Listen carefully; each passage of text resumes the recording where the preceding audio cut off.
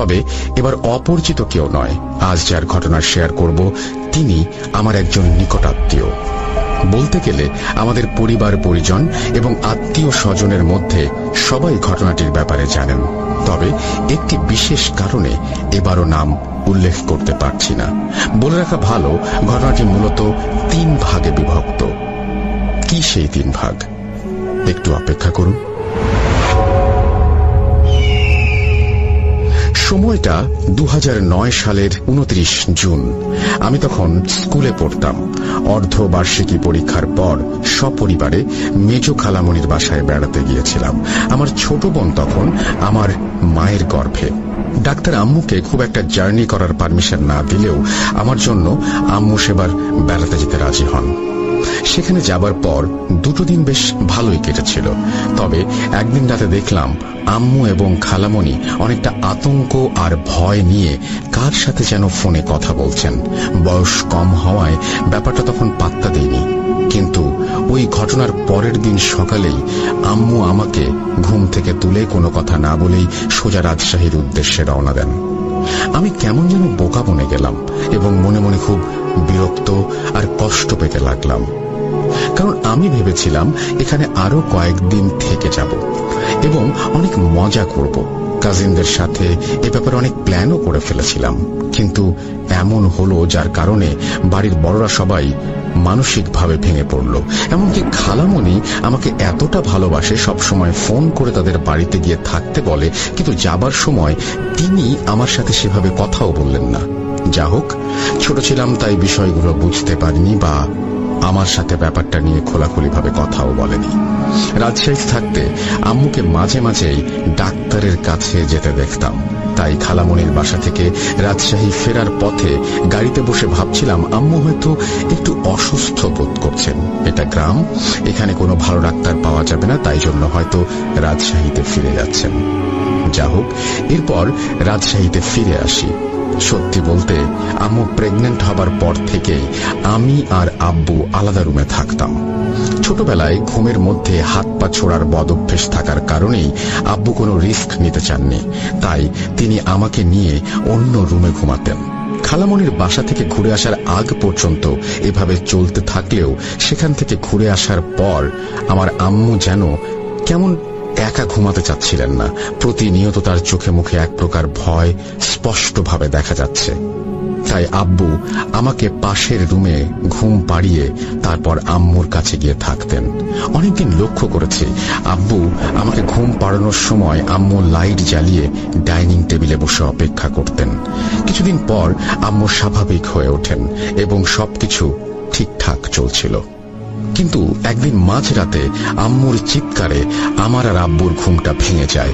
আমি স্পষ্ট শুনতে পেলাম পাশের রুম থেকে আম্মু কাকে যেন বলছে, না না, তুমি ওকে নিয়ে যেও না, ওকে ছেড়ে দাও, ও তো তোমার কোনো ক্ষতি করেনি। এরকম আরো অনেক কিছুই তিনি বলছিলেন। আমি আর আব্বু বিছানা থেকে নেমে দৌড়ে পাশের রুমে গিয়ে দেখি আম্মু ঘুমের মধ্যেই কাকে যেন এই সমস্ত কথা বলছেন এবং হাত দিয়ে কিছু একটা ইশারা করছেন। আব্বু ব্যাপারটা বুঝতে পেরে তাড়াতাড়ি আম্মুকে ঘুম থেকে টেনে তোলেন এবং শান্ত হতে বলেন। ঘুম ভেঙে যাবার পর আম্মু হয়তো কাঁদতে চেয়েছিলেন, কিন্তু দরজার পাশে আমাকে দাঁড়িয়ে থাকতে দেখে তিনি নিজেকে কোনোভাবে কন্ট্রোল করে নেন। ওই দিনের পর থেকে আম্মু আর একা ঘুমাতে পারতেন না। তাই আব্বু ফ্লোরিং করে শোবার ব্যবস্থা করেন। রাতে আমি আর আব্বু নিচে ঘুমাতাম এবং আম্মু বিছানার ওপরে ঘুমাতেন। তবে এই ঘটনা চলাকালীন প্রায় প্রতিদিনই আম্মুকে আমি ফোনে কথা বলতে শুনতাম। হয়তো খালামণির সাথে কথা বলতেন এবং কথা বলার সময় আমি ঠিক সেই প্রথম দিনের মতো আতঙ্ক এবং ভয় আম্মুর মাঝে লক্ষ্য করতাম। যা হোক, আমার নিজের চোখে দেখা ঘটনা বলতে এইটুকু ছিল। কিন্তু কি দেখেছি এবং কেনই বা দেখেছি তার কারণ বা ব্যাখ্যা কোনোটাই আমার জানা ছিল না। মূল ঘটনাটি আমি জানতে পারি 2016 সালের দিকে, অর্থাৎ প্রায় 8 বছর পর রহস্যটা আমার কাছে পরিষ্কার হয়। আমি তখন ভূত এফএমের একজন নিয়মিত শ্রোতা। শুক্রবার শো শুনে পরের দিন বন্ধু বান্ধব ভাই বোন সবাইকে ঘটনা শুনিয়ে ভয় দেখাতাম। এরকমই একদিন গ্রামের বাড়িতে গিয়ে কাজিনদের সাথে আড্ডা দিতে ভূতের গল্প বলতে শুরু করি। গল্প শেষে একজন বলে ওঠে, আরে এটা তো মনে হয় বানানো গল্প, আমাদের ওই আপুর সাথেই তো একটা ভৌতিক ঘটনা ঘটেছে। আজকে আপু আমাদের বাসায় আসবে, আপু আসলে তার কাছ থেকে সম্পূর্ণ ঘটনাটা শুনবো। কিন্তু আপু সেবার গ্রামের বাড়িতে বেড়াতে আসলেও আমাদের সাথে ঘটনাটি শেয়ার করেননি। জানি না কেন, তবে হয়তো আমরা একটু ছোট ছিলাম, ভয় পাবো দেখে তিনি বলেননি।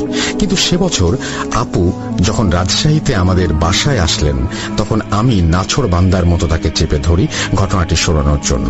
একটা সময় আমার জেদের সাথে না পেরে তিনি ঘটনাটি শোনাতে রাজি হন এবং ওই দিন রাতের বেলা বাসার সবাই মিলে আড্ডা দেবার সময় তিনি ঘটনাটি বলতে শুরু করেন।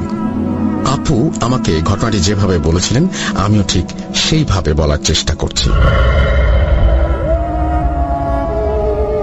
2008 সালের 22 এপ্রিল আমার বিয়ের দিন। বাবা মারা যাবার পর পরিবারের আর্থিক অবস্থা খুব একটা ভালো না থাকায় মা, বড় আপু এবং দুলাভাই মিলে একজন ভালো ছেলের খোঁজ করে আমার বিয়ে ঠিক করেন। ছেলেটি একটি কলেজে শিক্ষকতা করতেন। পরিবারের সবাই ছেলেটিকে পছন্দ করার কারণে আমিও আর দ্বিমত পোষণ করিনি। সম্বন্ধ পাকাপাকির 15 দিনের মধ্যেই আমাদের বিষয়টা সম্পন্ন হয় এবং বেশ ভালোভাবেই সম্পন্ন হয়। তবে বিয়ের দিন রাতে শ্বশুরবাড়ি পৌঁছে গাড়ি থেকে নামার পর আমি কেমন যেন অস্বস্তি বোধ করছিলাম। শ্বশুরবাড়ির 4-5 জন মানুষ আমাকে গাড়ি থেকে নামিয়ে বরণ করতে আসার পর আমার মনে হচ্ছিল মাথার ওপর থেকে একরকম গরম বাতাস যেন আমাকে ঘিরে ফেলেছে। আমি এই কারণে প্রচন্ড অস্বস্তি বোধ করছিলাম। তবে বরণ শেষে বাড়িতে ঢোকার সাথে সাথেই আমার ভেতরের অস্বস্তি ভাবটা কেটে যায়। ভেবেছিলাম হয়তো ভারী পোশাক পরে আছি আর বাইরে একটু গরম আবহাওয়া থাকার কারণে এরকমটা হচ্ছে, কিন্তু সেই মুহূর্তে এটা সম্ভব ছিল না। জানুয়ারি মাস, ঘন কুয়াশায় আচ্ছন্ন কনকনে শীতের রাতে এমনটা হবার প্রশ্নই আসে না। যা হোক, সকলের আন্তরিকতা আর আনন্দ উল্লাসে ব্যাপারটা ভুলে গিয়েছিলাম। এরপর দিনগুলো ভালোই কাটছিল। আর সত্যি বলতে আমার শ্বশুর বাড়ির লোকগুলো অনেক ভালো মানুষ, তাই সেই বাড়িতে মানিয়ে নিতে আমার খুব একটা অসুবিধা হয়নি। বিয়ের ঠিক 2 মাস পরেই আমার অনার্স 2য় বর্ষের ফাইনাল পরীক্ষা। বিয়ের তোড়জোড় আর কাজকর্মের মাঝে পড়াশোনা ভালোভাবে হয়ে ওঠেনি। তবে এ ব্যাপারে আমার শ্বশুর বাড়ির লোকজন আমাকে অনেক সাপোর্ট করেছেন। তারা পড়াশোনা নিয়ে আমাকে কখনো বাধা দেননি।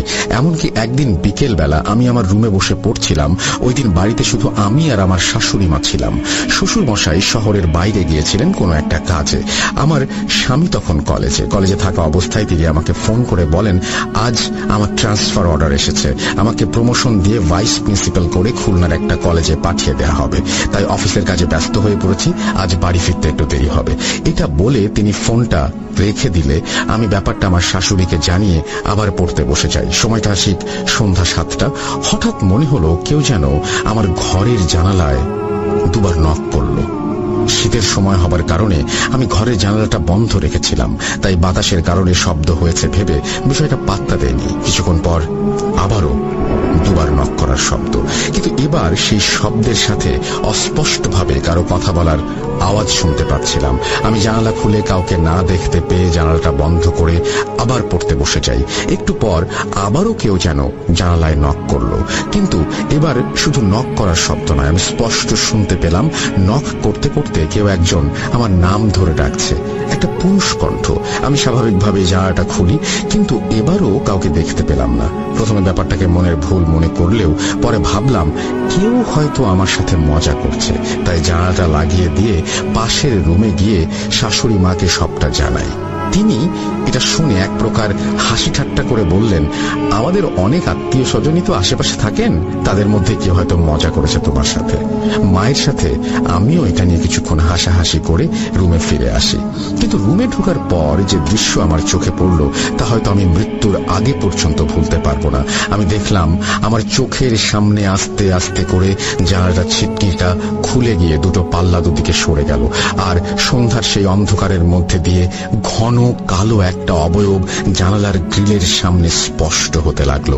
আমি দেখলাম সেই অবয়বটা হাওয়ায় ভাসতে ভাসতে গ্রিল ভেদ করে ঘরের ভেতরে প্রবেশ করেই কুচকুচে কালো আর লোমশ দেহি একজন বামন আকৃতির মানুষের রূপ ধারণ করলো। সত্যি বলতে সে সময় আমার নিজের শরীরের উপরে কোনো কন্ট্রোল ছিল না। আমি যেন কথা বলার শক্তি হারিয়ে ফেলেছিলাম। আর ঠিক তখনই দেখলাম জিনিসটা হাওয়ায় পা চালিয়ে হেঁটে হেঁটে আমার সামনে এসে আস্তে আস্তে ঘাড়টা ঘুরিয়ে আমার দিকে তাকালো।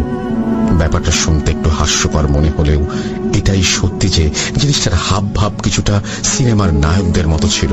যেভাবে সামনে এগিয়ে এসে ঘাড়টা ঘুরিয়ে জিনিসটা আমার দিকে তাকালো, তাতে করে ব্যাপারটা কোনো সিনেমার গানের দৃশ্যের মতো মনে হচ্ছিল। কিন্তু সাধারণ মানুষের কাছে এটা হাস্যকর বলে মনে হলেও যে ব্যক্তি ঘটনাটা ফেস করেছেন সেই আসল কষ্টটা বোঝে। জিনিসটা আমার দিকে তাকিয়ে সুন্দর করে একটা হাসি দিয়ে বলল, 100 বছরের প্রতীক্ষার পর আজ একটা সুন্দর বউ খুঁজে পেলাম। এটা বলার সাথে সাথে তার সেই সুন্দর হাসিটা যেন পৃথিবীর সবচেয়ে ভয়ঙ্কর আর বিভৎস হাসিতে পরিণত হলো। আমি বাজি ধরে বলতে পারি পৃথিবীতে যত সাহসী মানুষ থাকুক না কেন এই দৃশ্য কেউ সহ্য করতে পারবে না। এই দৃশ্য দেখার পর আমি চোখটা বন্ধ করে শেষ চেষ্টায় মা বলে চিৎকার দিয়ে মাটিতে পড়ে যাই। এরপর আর কিছু মনে নেই। আমার যখন জ্ঞান ফেরে তখন ছিল গভীর রাত। দেখলাম আমি বিছানায় শুয়ে আছি আর আমার হাতে স্যালাইনের সূচ ফোটানো। পাশেই আমার স্বামী ও শাশুড়ি মা চেয়ারে বসে আছেন। আমাকে নড়াচড়া করতে দেখে তারা দুজনেই কাছে এসে জ্ঞান হারানোর কারণটা জিজ্ঞেস করতে লাগলেন। আমি আস্তে আস্তে পুরো ব্যাপারটা তাদের খুলে বললেও তারা বিশ্বাস করতে নারাজ। কারণ আমি মা বলে চিৎকার দেবার পর আমার শাশুড়ি ঘরে এসে দেখেন আমি বিছানায় শুয়ে আছি। তিনি অনেকবার আমাকে ডাকাডাকি করার পরেও সাড়া না পেয়ে আমার